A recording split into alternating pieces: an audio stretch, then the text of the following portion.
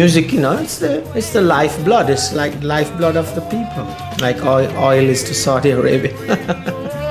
Yeah, there's a way through. You should know to be young. Get up, stand up.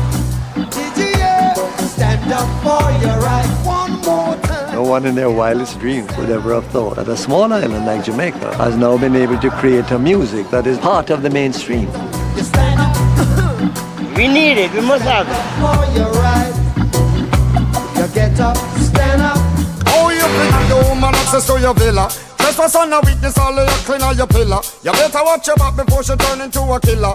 Just review the situation. The music, it's something like a gravity, like a magnet.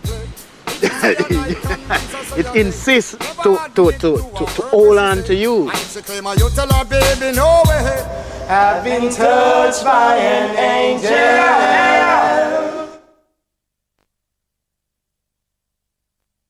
Forward! March!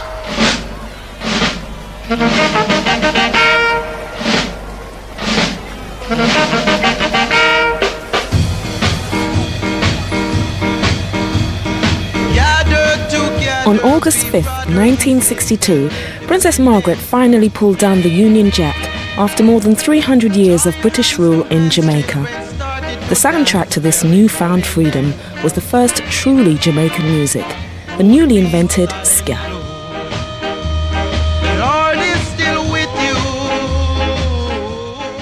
Because the time has come and we can have some fun, so take a run. It was just a simple song and the people them jumped to it and, going around. Whoa, whoa, whoa, we're independent and, flash them hand and it was great. That was something to see and never can come back in Jamaica. We're independent. Yeah. Independence came at that time when ska wasn't in speak. Yes. And so it was just jubilation all around. You understand? With the acceptance that we were now a free country and ska in its peak. And everyone just went crazy for it. You couldn't go to a party before 62 we play ska. After that night, you had to play ska for the party to be successful. It was unbelievable. Everyone gravitated to it. This was something new, and I noticed something too. They had pride. When they looked at it, they said, "This is ours." It would have been nice to say, well, independence caused people to want their own music, but the music preceded independence. But it was a wonderful coincidence because independence gave it further drive. The music came first.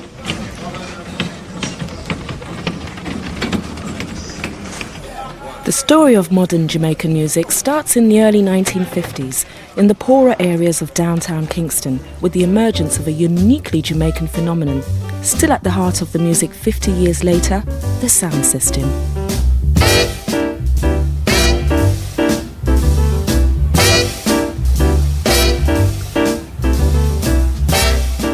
The sound system is essentially a street discotheque with speakers big enough to raise a family in. It's where poor Jamaicans have been coming to dance till they drop ever since they stopped listening to jazz bands in the now ruined clubs all over the island. You had sound system before recording.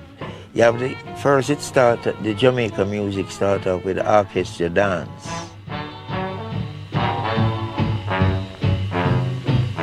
But when the sound system came in, they replaced the musician because people used to hire these bands to play, but the musician used to stop and eat a lot of corrugated, so it burned up a lot of time until, Band would go in intermission, and intermission forever. So the people got to get fed up of this no dance rather than the dance. So in the intermission, they made a mistake. They agreed that the first sound system should play in the intermission. That was the end of them. And it never turned back. It was all about rhythm and blues.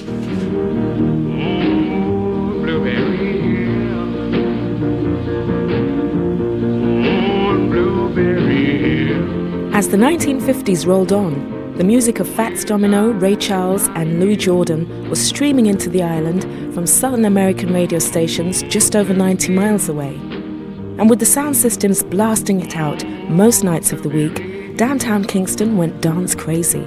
And like any craze, it was rich with opportunity. People used to make money from it. You sell your own beer and you sell your own curry goat and rice, and you got the sounding system from 8 o'clock till like 6 in the morning, and they eating and dancing in the street. You get like 2,000-3,000 people, and you make a buck. Sound systems became the biggest local industry in downtown Kingston, and competition was fierce. To pull in the punters, you had to have the best music blasting out of your system. The race was on for the hottest American tunes. He's the Ricky sensation. You know, American people, they need cheap labor, so they cut them cane and things. But while you're there cutting cane, if you buy rhythm and blues, 6 times more money you get, because you're going to sell it back to sound system people. So everybody anxious to go to the farmer, but not for cut cane. They want to go buy some record, you know? Out of this fierce competition, 2 giants emerged, Clement Coxon-Dodd and Arthur Duke Reid. Combining their liquor businesses with their sound system dances, they were effectively the barons of downtown Kingston and would continue to control the Jamaican music business for the next 15 years. They could run the country those days because people, anywhere the sound string up, you have the crowd of people there before. They used to play in competition. It come in now like Joe Fraser and Holly.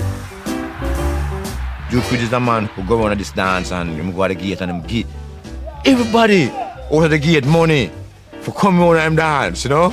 And the people they believe all the cocks and dance and come on the Duke Reid. Sometimes them just take the money and go to the cocks and dance just the same, you know what I mean? So it's like that. So all of them used to be at war, you know? The sound system thing, man. It's a traditional thing. You can't stop it. It come from way back, you know? Come on. Yes, suddenly rum is served to sophisticates because suddenly Jamaican rum has regained its place among the great drinks of the world. Duke Reid had a rum there where it don't sell in the stores. If you think rum strong, you ask about rude to your parents. When you throw water, you know what happened? Yes. Throw chasing it, what do you think happened? Smoke. Little smoke, vapors thing, right? And that is what the brother might drink. Like they have cocaine now, that was for them cocaine. So after Duke Reid, give them 2 drinks of root to your parents and send them go to cocks and dance. The dance done. People are jump fence to get out the fast.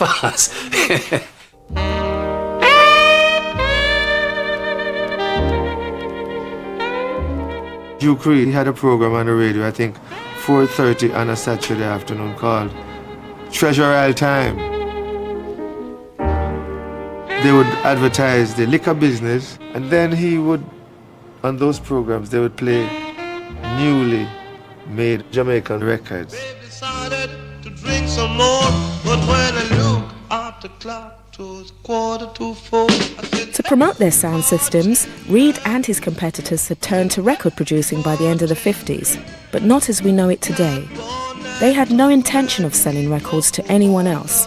They brought jazz musicians down from the tourist hotels to play Jamaican versions of American R&B, and then they just made 1 copy of each record to play on their sound system and achieve the much prized exclusive.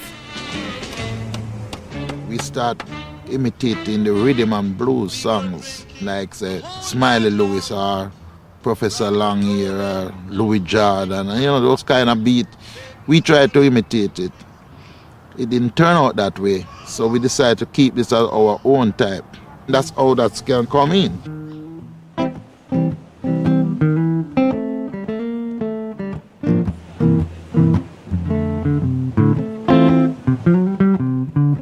Styling like those was really rhythm and blues.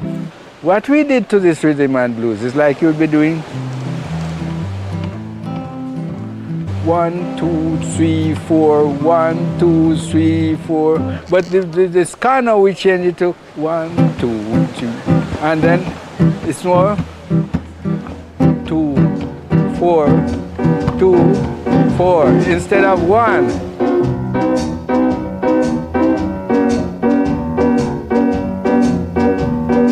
Last night, Papa come and jump, he stood across the door. Mama said, no, Papa, you're real gone clown. Easy slopping, easy slopping, easy slopping, but baby, why you jumped and shot? It is Jamaica's first musical revolution. And we call it ska. And then ska was a dirty word. But what it was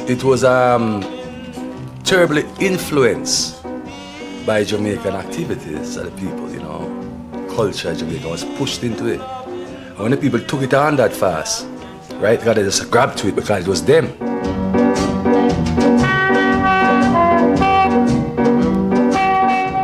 This is the way of life of the lower class people. We haven't got anything else. What else we have? I mean, the middle class or the upper class can buy a ticket and go to Miami or somewhere like that. That's all you have. You don't know anything else. You would not find the creative force that comes out of the inner city in the residential areas in Jamaica, because they're more settled into a pattern, into a tradition. There's a social divide and a cultural divide. We live in two countries. When ska was popular downtown, it had no popularity uptown. In 1960, much of uptown Jamaica still preferred American music, and many of the jazz musicians who had invented ska were making a living playing the tourist resorts of the North Coast.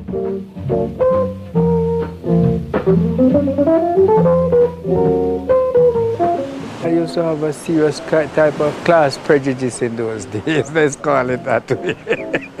You know, and it would have hurt my career in a certain sense. You couldn't go uptown and play ska music, so it was really like an outlaw type of music, you know. In 1960, Prince Buster started his own sound system. To steal a march on his rivals, he approached the ultimate outcasts of Jamaican society, the Rastafarians, who since the 30s had looked to Africa rather than Europe as a model. He persuaded Count Ozzy and his master drummers down from the Warwicker Hills into a recording studio.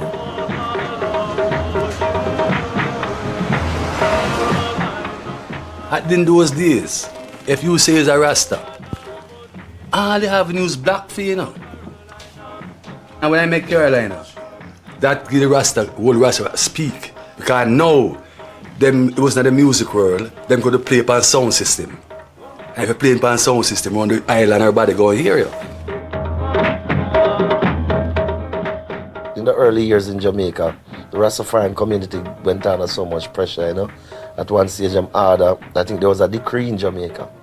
To kill the Rasta man. Kill the Rasta man and question him after, you know. Count Ozzy, you know. 90% of all the grassroots music was really played or created by the Rasta people, you know. Rasta and Jamaican music have been inseparable ever since.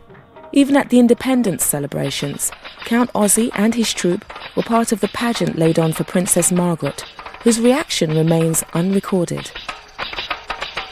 We brought with us most of the music of Africa, the rhythm, the kumina as a form of dancing, the Nyabingi drumming by our Rastafarians.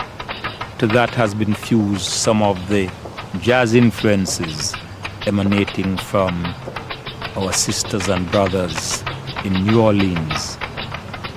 Culture has been a very strong element in all our art forms, but particularly in our forms of musical expression.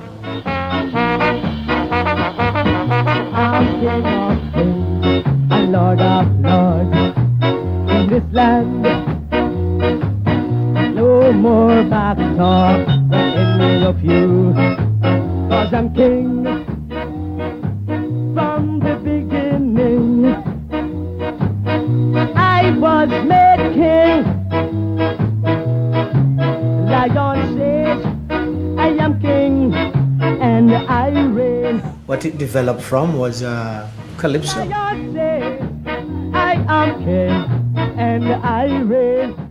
What calypso singers sang about, well, lots of them used to sing about sex, but they also sing about topical things like that. So it's coming out of that.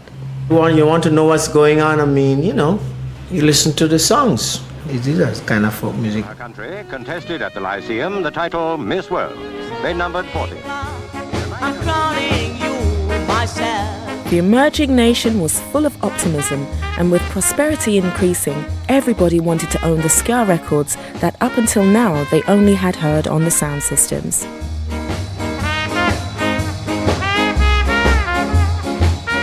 People started buying Jamaican records. Jamaican records was accepted as the record to buy, because you're hearing yourself, you're hearing things to do with you. All I want to know.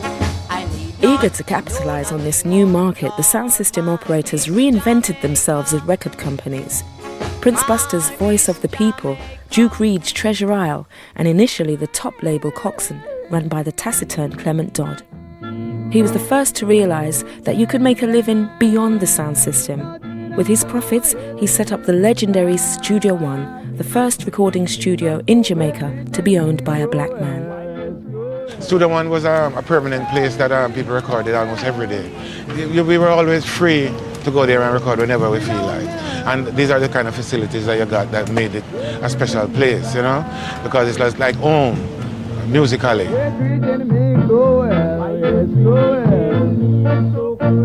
Is that the first time I've been to your home? What is the first time? Studio One is like Jamaica's Motown. That's where all the great artists, we say they graduate at this place, Studio One. This was like a 9 to 5 job. We went there early morning and we would record all day. And I went in there at 7. I used to live at Mr. Dad's house with his children. Yeah. So every morning, I'd go to the studio with him and open the studio. He would pick up an assistant. His name is Bim Bim. Yeah, Bim Pick Bim. up Bim Bim first. We'll go to the studio, we'll open the studio and make his rounds. Every day we'll close the studio every night, drop Bim Bim home. It's like heaven. Just like in the old days of the sound system, Coxsone constantly needed new sounds to stay ahead. Every Sunday morning, young hopefuls gathered in his yard, hawking their songs and looking for a shot at the big time. The longest liver will see the moon. Listen to all them guys go up and sing, and every time, but we would sing around the side, and they would say, "You're so good in it," and every time them say, "You're a turn man." So no, make them go on. When I saw Coxsone himself did an audition, right? Or some auditions too, before I started that. And he would tell artists that he figured weren't ready or didn't want them back. He said, okay, come back 7 years' time, It was 6 o'clock in the evening. I was the last person to go up. The place was still packed. And, my first song, you got to be sure of a woman's love. And everybody crowd around, man. Everybody say, you the voice, yeah. You the voice. Everyone crowd around, and Mr. Dad say, nice. And the Tuesday, I went on to my first 2 songs. Another group of youngsters signed by Coxsone were the Wailers, Bunny Wailer, Bob Marley and Peter Tosh. In 1964, within a year of Studio One's opening, they sold an astonishing 70,000 copies of Simmer Down.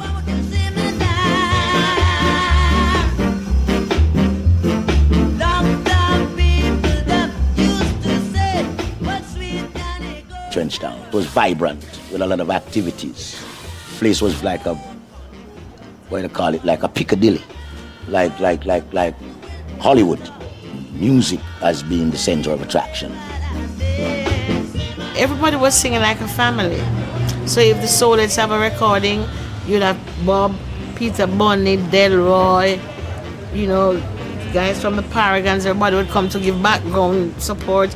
If the Wailers have a session sometime, you would have the Ask Us girls come work with us tonight. We have 2 children listening, look at all the harmony. So that was like fun. We weren't being paid because Coxsone, we didn't get money at that time.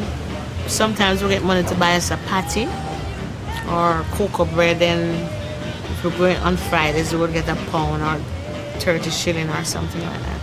But we didn't have a problem.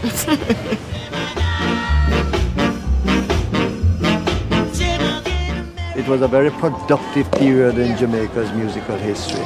Hit after hit, you know, every month there would be a new hit for different singers. And it was as if all the singers and the talent in popular music had been kept locked up in a cupboard. But from the first hit was made, it is as if the cupboard doors opened and all this talent just poured out.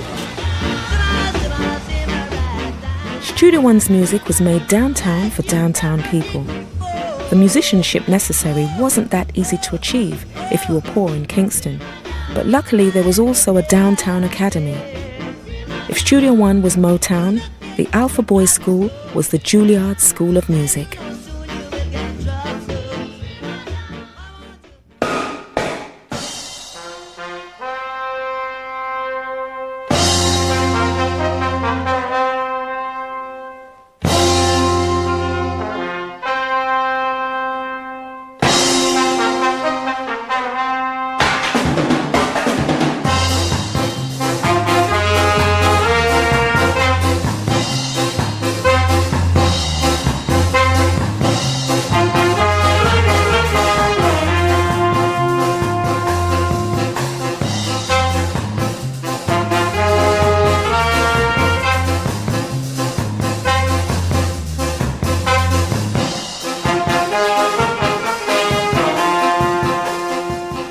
Alpha Boys School is a school that caters to the unfortunate.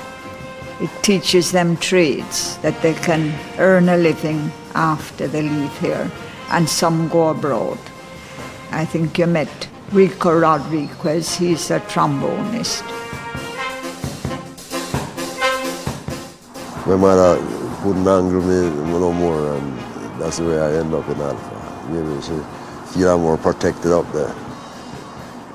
The young man, him grow very quick, you know what I mean? Him become very wise very quickly.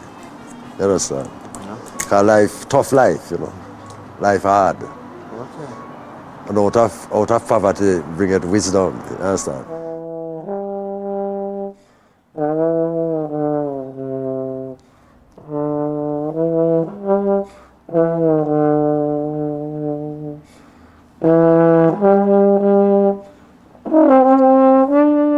Well, the reason why I'm here was because my parents abandoned me. But I thank God for that in some reason. Allah said, I must honor thy mother and father, but I still love her. And in the future, I'd like to find her. So, at Alpha is good. I learn music and I also learn education. Many of Jamaica's greatest musicians have been from Alpha. Coxsone in particular was quick to appreciate the value of the kind of discipline and ability you might expect from that institution. The backbone of his house band were largely Alpha old boys, and they became the first superstars of ska, the Scatterlights.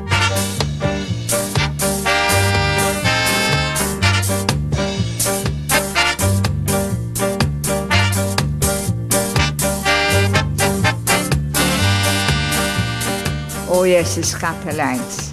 That was Johnny Moore. He is touring France now. And Lester Sterling, he's in America. Tommy McCook was very good at that.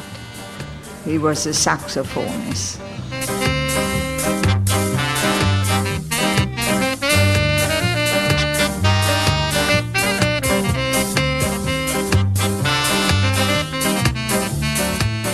You had Dom Drummonds. He was very quiet.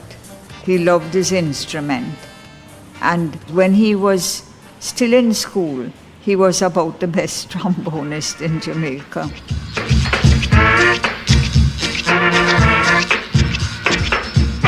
Scatterlights were a great set of people. At the time, they were the masters. They were learned musicians. They were not just people who played music by the breath. They were doing it by the paper. And we, the Wailers, were really enthused to have been working with the Scatterlights. There came on the scene this talented aggregation, the most formidable array of talent which Jamaica has ever seen in a single band, and dare I say is ever likely to see in the future.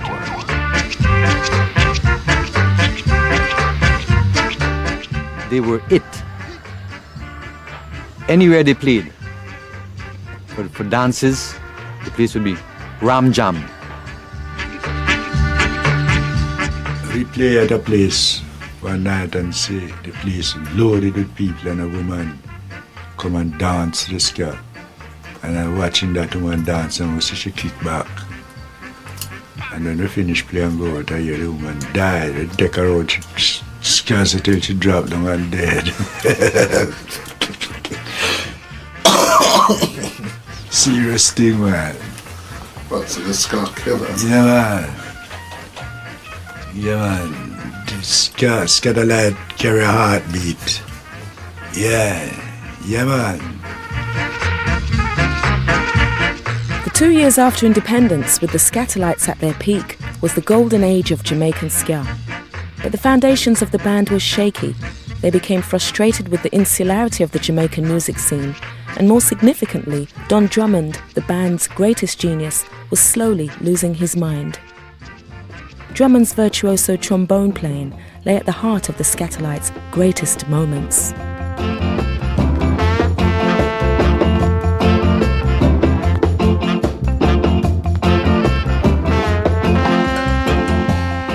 A lot of his compositions were minor chord tunes, smooth, more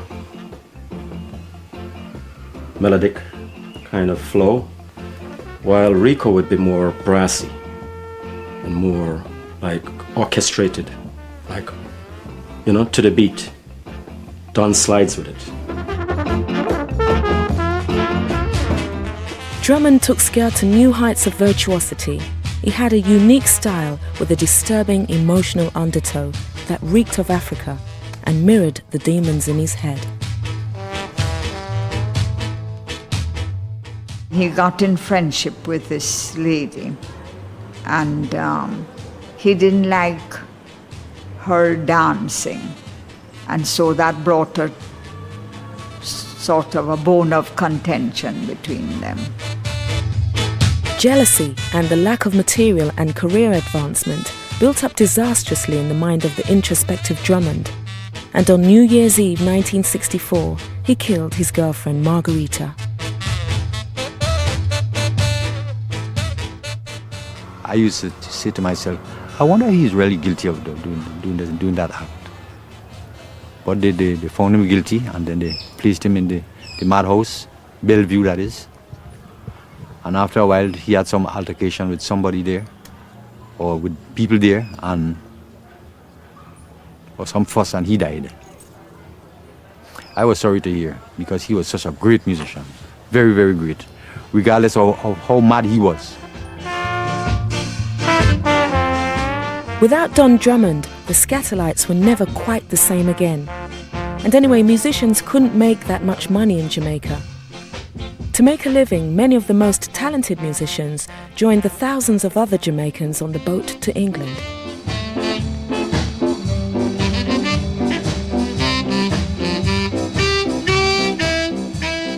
I just want to change from Jamaica for me.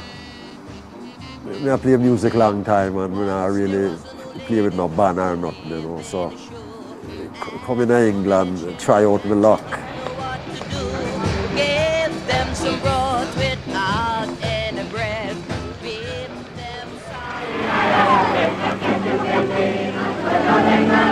To the newly arrived Jamaican, London nightlife was a strange and often unnerving experience. When you go there, you know what they was playing.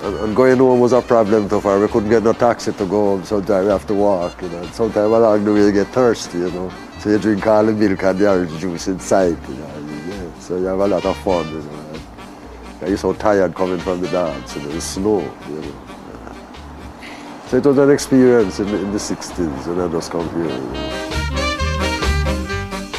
You know, I wonder when I come the first time in England, I remember. First I leave Jamaica, right? When I come over London, I look through the plane. And I wonder if people live here. You know your storybooks. I read so much about Three Little Pigs and the Wolf. And you see the trouble, they draw the house in the book. Then when I come in, you know, all the house that look like pure that house. When I end of the year, and you look down, it's pure that kind of house. I say, oh yeah.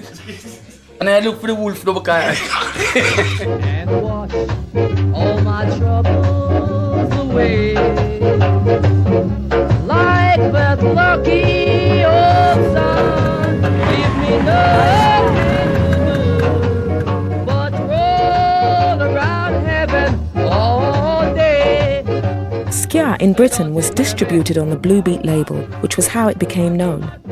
Blue Beat was the music of choice for the mods, the scooter-riding youths who flocked to the concerts and made Britain a hugely important market for the music.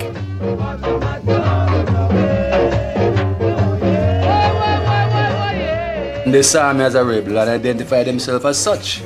So there was some compatibility there.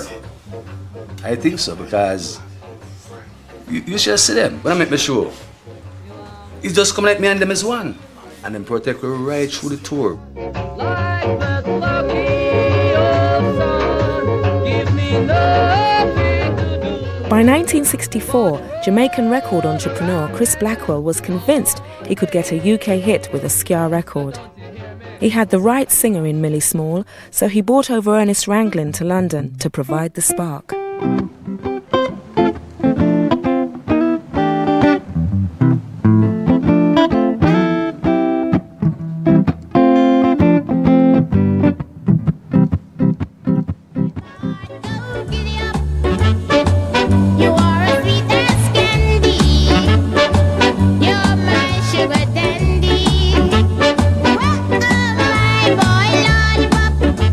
In my house, it was more on the blues spot. You was listening to a couple of blue beat tunes and stuff like that, you know. And then the biggest breakthrough was when, you know, Millie Smalls came out with My Boy Lollipop, and I think that changed everybody.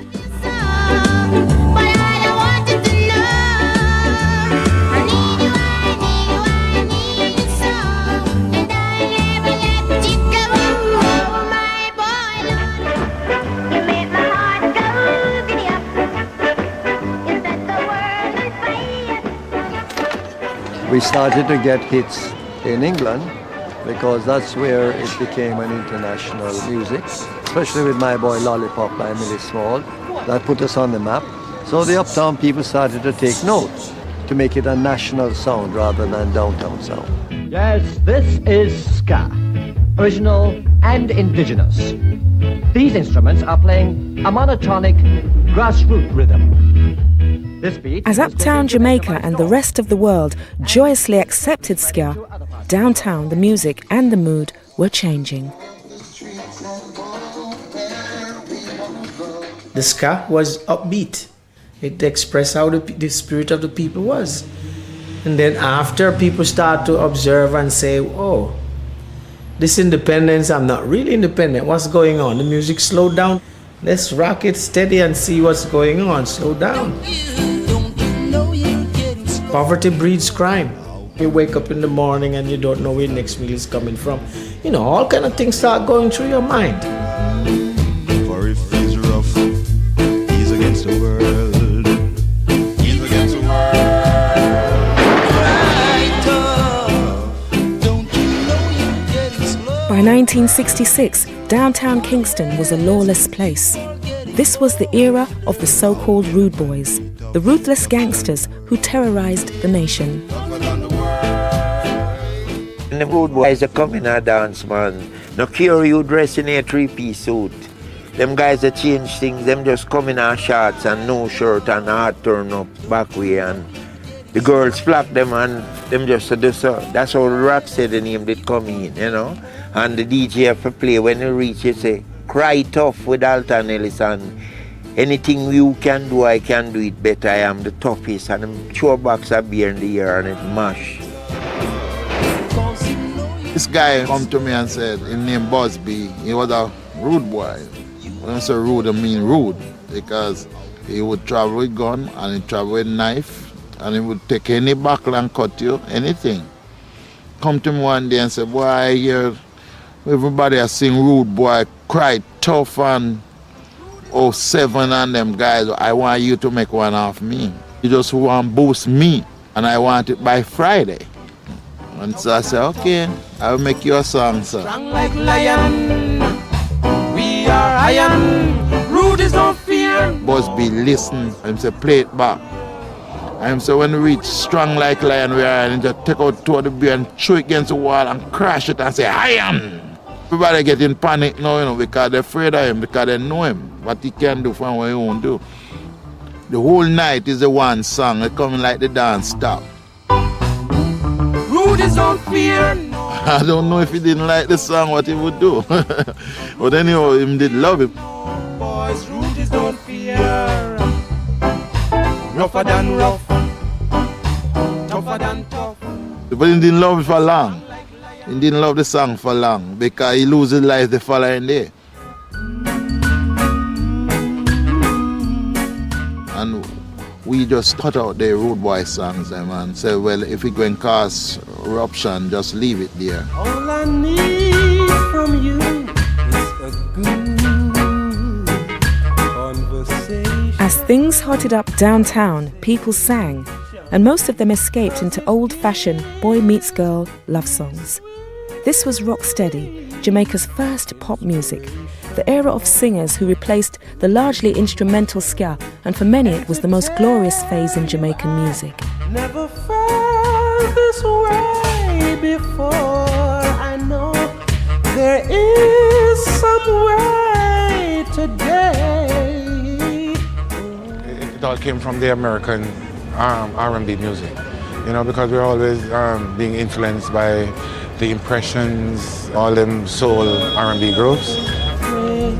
Love your sister, love your brothers. We would listen to a Dionne Warwick song and try to sing it exactly as Dionne did it.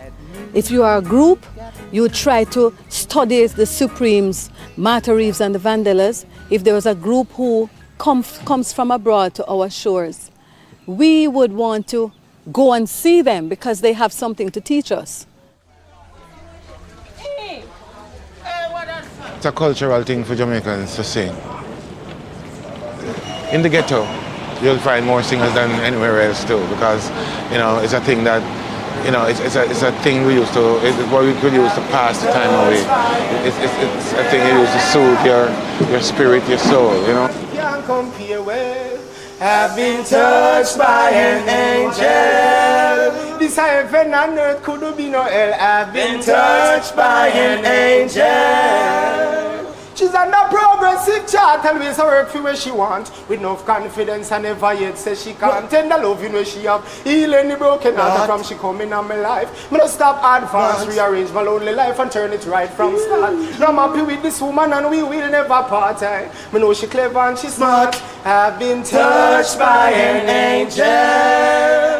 Most of us, we only wanted to hear our voices on the record.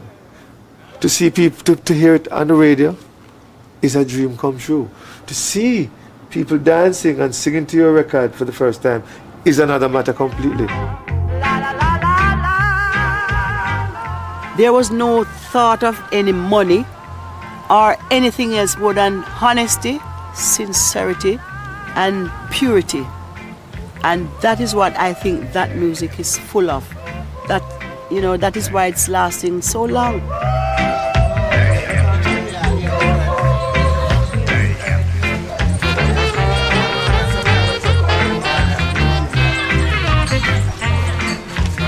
The songs lived. You'd have a song, man, 1 year straight. It's selling for 1 year, not a little thing like some tune come and just sell for 1 month and done. Them tune they sell and never ever die. People still buying them.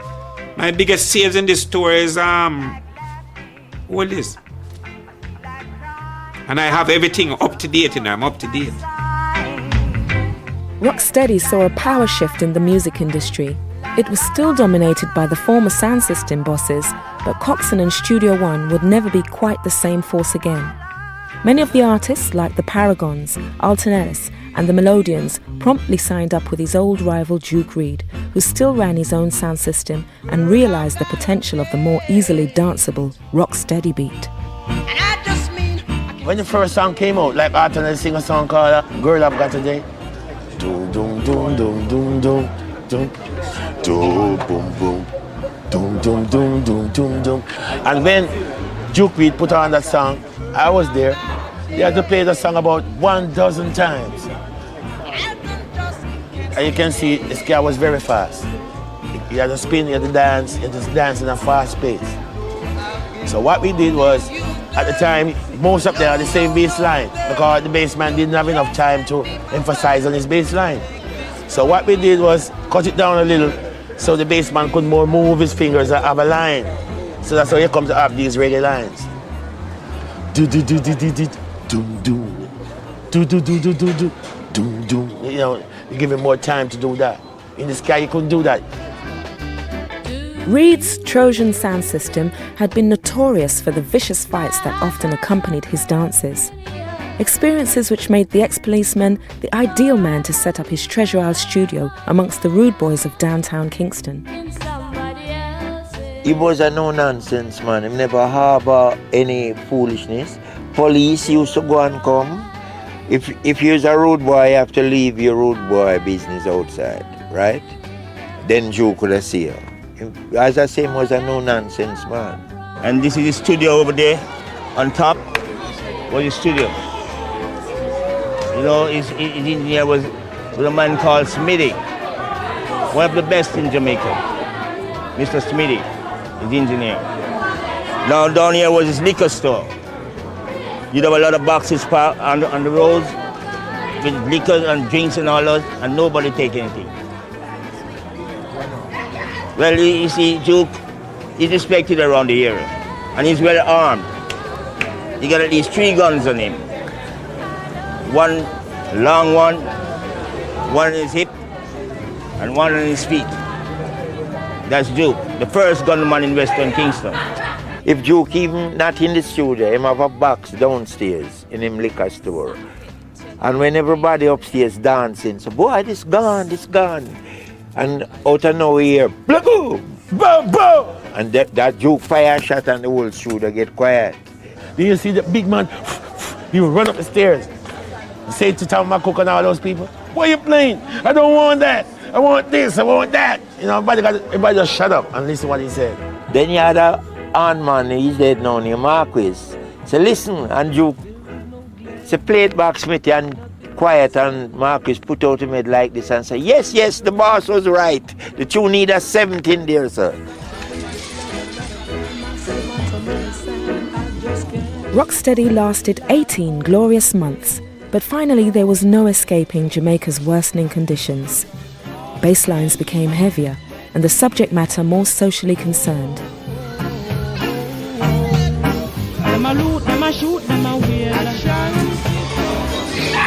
Give me money.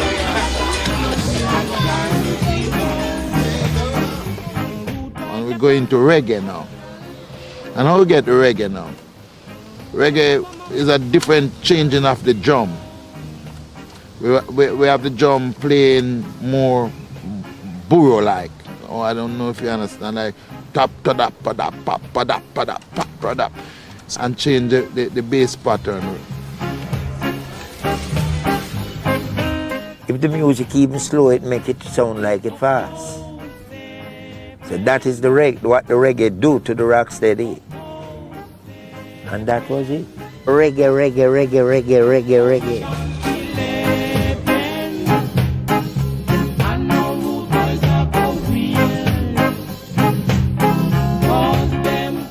Reggae was everywhere, Dozens of studios sprang up and sheer volume saturated the market. Producers needed a new outlet for the music.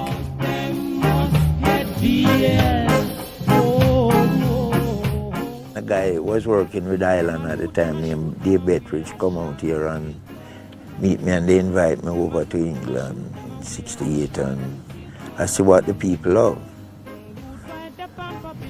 England is the gateway to really reggae music. The English market became essential to Jamaican producers with its large and by now settled Caribbean community. When I went to London, Bob Andy and myself, that was when I first learned that Feel Like Jumping was also a big song in England. We were just in Jamaica not knowing what was happening. What was happening was that by the late 60s, companies like Trojan Records had spotted the large underground following that had developed for this new reggae pop music. White kids that were hanging out with the black kids from the same areas grew up on the music, we were all hearing it. And it was just a fashion, the youth culture of the day. Well, that was it. Fashion. We only had the youth clubs. Nobody was old enough to go to nightclubs anyway. That's it. Trojan Records came to enjoy iconic status as the purveyors of Jamaican music in the UK. They released 2,000 singles in 7 years, initially on a fairly small scale, through specialised shops catering to Jamaicans and to white working-class youths who revelled in its danceable beat and outlaw status, the skinheads. You get kicked out of Saturday morning pictures when you're too old for it. You've got nowhere to go for yourself, so somebody said, let's go up to Streatham Locarno. And we're talking about the 60s, sort of the skinhead period, really.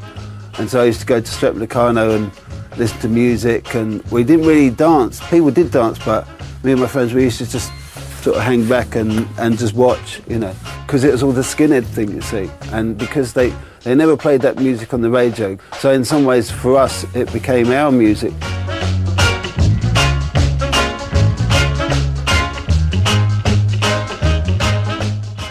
The skinheads at the time were really into reggae. I mean, they are branded now as what you call a neo-Nazi group that don't like black people and Jews. In my time, I was being protected by the skinheads. Look, I've been to a town that was like Guildford, was a racist town in my time. And this guy said to me, "Hi, Mr. Black." So I said, "Hi, Mr. White," and he spit in my face. I said, "What the heck?" So the kids wanted us to beat him, but I said, "No, forget it, man." I just wiped the spit off, and that was it. What was happening, it couldn't be denied that this was developing into something that was becoming more and more commercially interesting, commercially successful. As more and more people discovered the music through the clubs.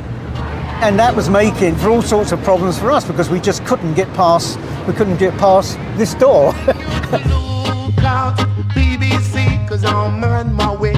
Oh yes I am. Long walk to the BBC, but I know I'll make it someday. I think there was a perception amongst the reggae labels that the BBC dismissed reggae to a certain extent. To be fair, I think possibly, yes, I think they might have a slight case there. Bob Marley and the Wailers failed their BBC audition because in the view of the panel, they didn't know how to play reggae. Which was, but then you get some kind of, the BBC Dance Orchestra doing a strict tempo version of reggae. People would say, that's how reggae should be. If our music had an open door, like, let's say, a freeway, we could break wide in any part of the world because we have class music like anybody else. Be young, gifted or black, open your heart to what I mean.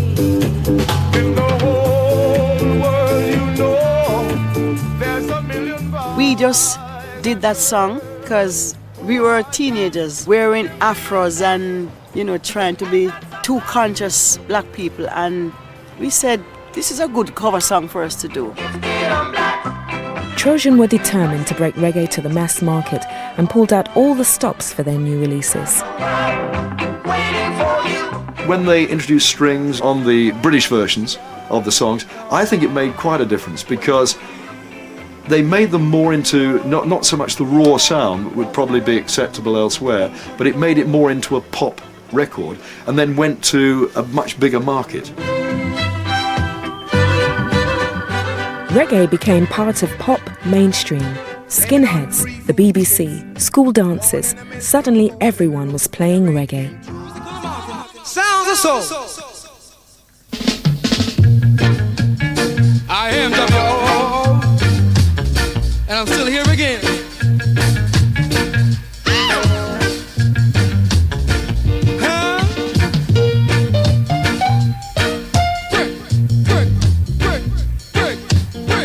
Dave and Ansel Collins went to #1, as did Desmond Dekker. Jimmy Cliff, the Scatterlights, Prince Buster and Ken Booth all stormed the charts. And everyone loved it when Max Romeo turned out to be a new kind of rude boy. Of course, there was the wonderful Max Romeo Wet Dream thing, which was just such a great pop record. Obviously the lyrics, you can see why they had a problem with that lie down girl, let me push it up, push it up. Lie down, girl, let me push it up, lie down. I try to explain, I say, look man, it have nothing to do with sex. I'm talking about my house leaking here. Me and my lady sleeping in bed, rain falling, the roof is bloody leaking. She's getting up to plug the leak, and I'm saying, lie down, girl, I'll push it up. They didn't buy that. The last couple of years of the 60s were a reggae explosion, and by 1969, Desmond Dekker was filling Wembley like visiting royalty.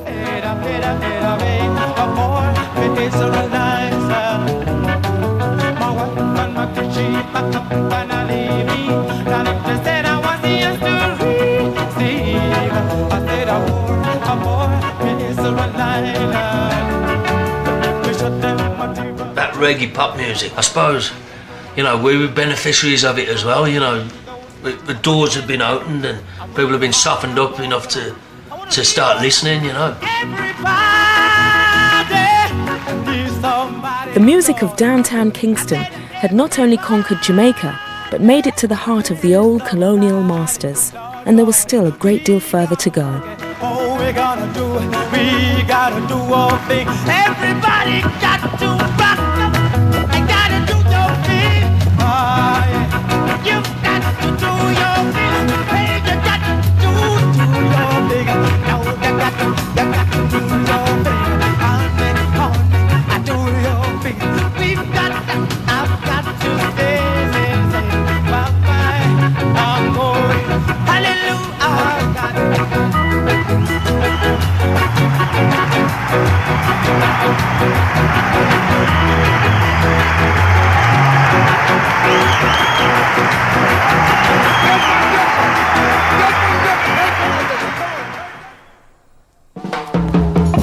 Part 2 next Sunday at 8 on BBC Two, and there's a new reggae website from BBCI. You can find everything from ska to UK garage and a guide to the Jamaican fashions and dances at bbc.co.uk/reggae.